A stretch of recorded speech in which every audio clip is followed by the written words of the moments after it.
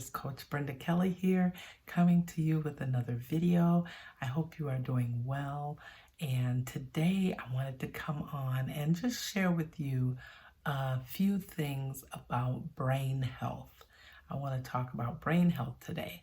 So, have you ever been in a room and decided that you would go out of that room to get something and get halfway there and forget what you were going to get? It's like, okay, I got to go all the way back so I can remember what I was going in there to get. Well, that is not something just for seniors or people in midlife. Even younger people do that. It's like, what was I going in there for? And it's a normal thing. So as you're getting older, I hear a lot of people say, oh no, I had a brain freeze. Well, I'm going to talk about brain health and the importance of really taking care of yourself. You know, the brain is one of the most complex and it's an important organ in the body. And a lot of times we take for granted, a lot of times we are on autopilot, just doing things that we normally do. We consistently do the same thing. We don't change up, and we get in this place of just doing the same thing over and over, and we get kind of lazy in that sense. But the brain involves cognition, it involves emotional well-being, and it also involves the physical health of your body. The brain is affected by aging.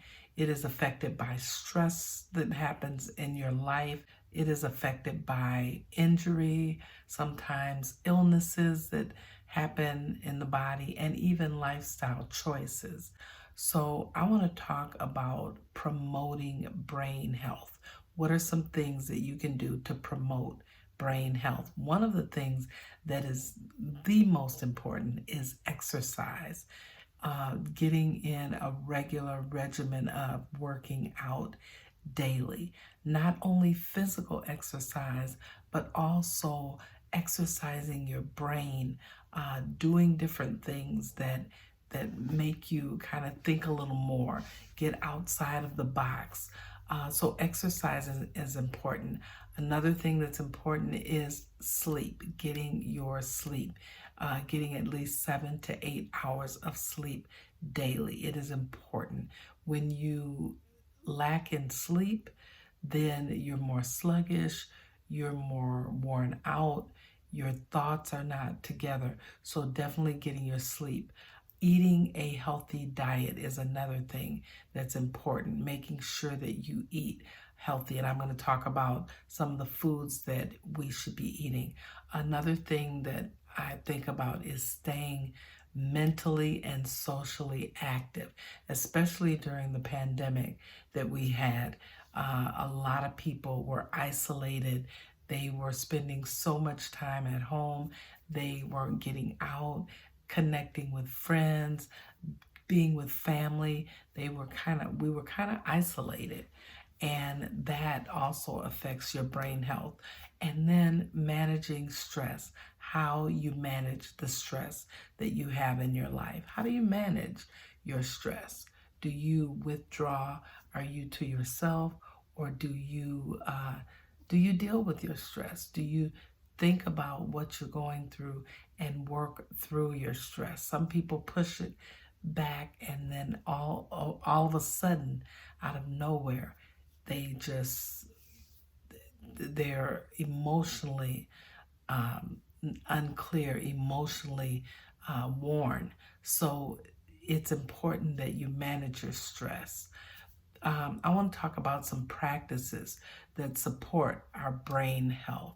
Practices that support. Number one is meditation. Meditation is important, just spending time, being still.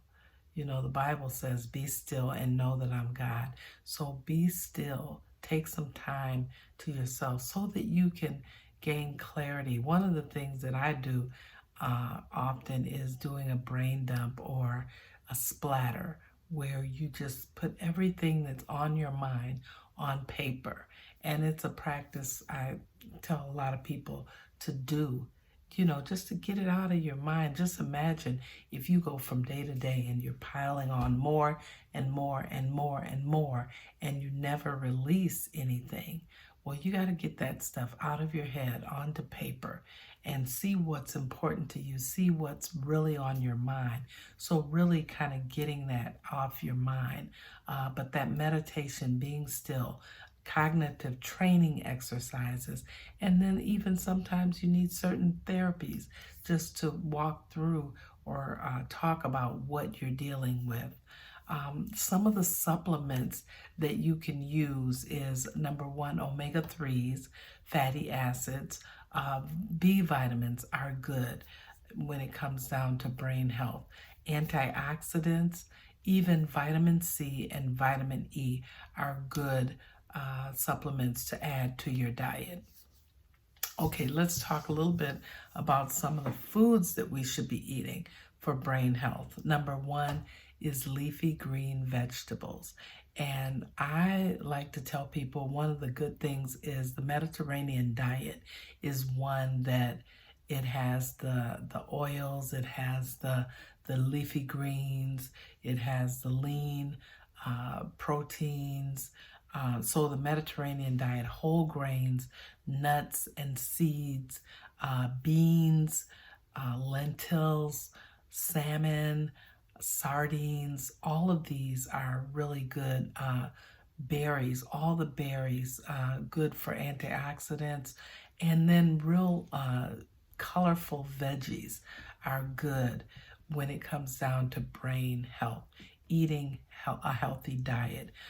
What you eat affects your mood, it affects your everyday life. You think about when you eat a heavy meal, when you eat a meal that is high in carbohydrates, when you eat that meal, it most of the time will make you sluggish. It'll make you just get more, you're more worn down, you're more tired, you're more sleepy when you eat those foods. So you want to eat foods that are going to bring life. When you eat them, certain meals, I know for me, one of the meals that I love to eat is have salmon, and I do the cauliflower mash, potatoes. I call them cauliflower mash. They're not potatoes, but they're cauliflower that is mashed like mashed potatoes.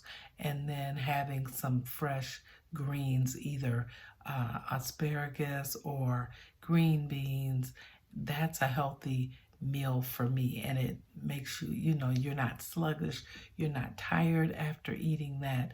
It's healthy diet. So think about the foods that you want to eat that will help you, that will help with your brain health. So let's talk about a few of the brain, when I talked about brain exercises that are good for you.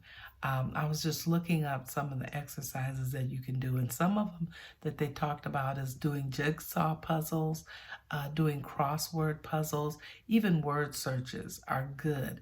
It gets your brain, it gets you thinking. Back in the day we used to do all of that, but now everything's digital. But actually getting your book and doing crossword puzzles or the word searches. Building your vocabulary is also a good way to improve on your brain.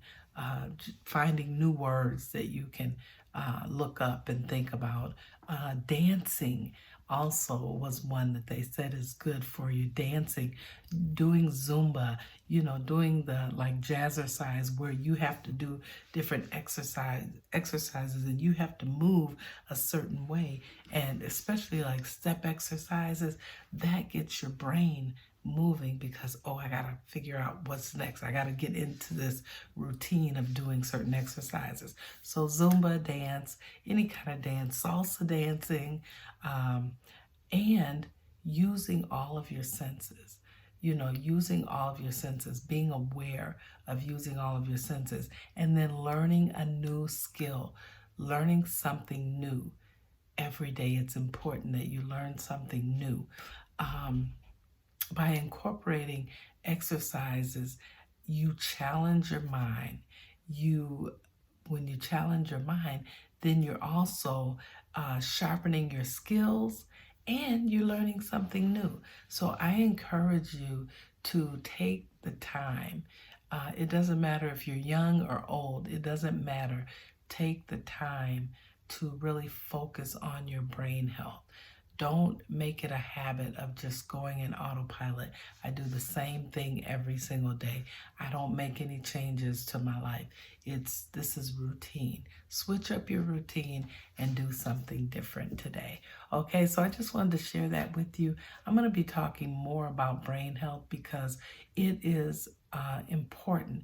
You know, a lot of times as we age, as we get older, you get nervous about, you know, am I like really forgetting things? And I encourage you to do something new, try something new, eating healthy, focus in on your meals. Like I said, the Mediterranean diet, focus in on eating well and taking care of yourself and doing something different, something new every day. All right, so have an amazing rest of your day, and I'll be back with you. Take care.